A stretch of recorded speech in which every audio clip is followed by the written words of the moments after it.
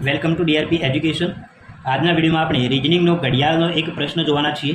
તો અહીંયા આપેલું છે કે અત્યારે ઘડિયાળમાં 1 કલાક અને 50 મિનિટનો સમય બતાવે છે, તો કલાક અને મિનિટ કાંટા વચ્ચેનો ખૂણો શોધો।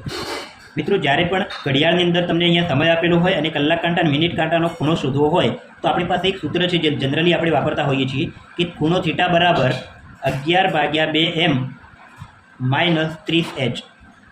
આપણે ખૂણો શોધવા માટે જનરલી આ સૂત્ર વાપરીએ છીએ। તો હવે આ સૂત્રમાં m એટલે કે મિનિટ અને h એટલે કે કલાક। તો અહીંયા કલાક આપેલા છે 1 અને મિનિટ આપેલી છે 50। તો આ દરેક જે સમય આપેલો છે એનો આપણે આ સૂત્રમાં ઉપયોગ કરી અને આનું સાદુરૂપ આપીએ। તો અહીંયા મિત્રો થીટા બરાબર 11/2 ગુણ્યા m એટલે કે 50।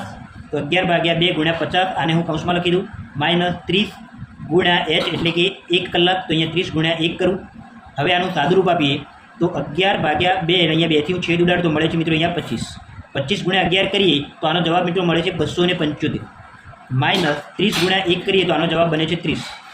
હવે 275માંથી હું 30 બાદ કરું તો આનો જવાબ મળે છે મિત્રો 245 ડિગ્રી। તો આ આપણો થીટા બરાબર જવાબ મળી ગયો કે કલાક કાંટા અને મિનિટ કાંટા વચ્ચે કેટલો ખૂણો બને છે, તો 245 ડિગ્રીનો ખૂણો બને છે।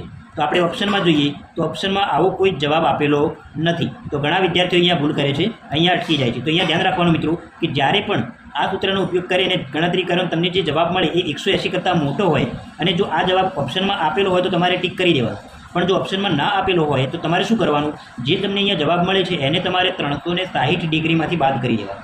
અહીંયા યાદ રાખવાનું કે જ્યારે પણ આ જવાબ 180 ડિગ્રી કરતાં મોટો મળે અને ઓપ્શનમાં ના આપેલો હોય તો તમારે 360માંથી આ જવાબ બાદ કરી દેવાનો। તો અહીંયા 360માંથી હું 245 ડિગ્રી બાદ કરી દઉં, 360 - 245 ડિગ્રી। તો અહીંયા મિત્રો આનો જવાબ બને છે 5, અહીંયા આવે 1 ને અહીંયા 2, એટલે 115 ડિગ્રી એ આપણો સાચો જવાબ છે। અહીંયા ઓપ્શનમાં જોઈએ તો ઓપ્શન નંબર બીમાં આ જવાબ આપેલો છે। તો આપણો અહીંયા સાચો જવાબ છે મિત્રો 115 ડિગ્રી।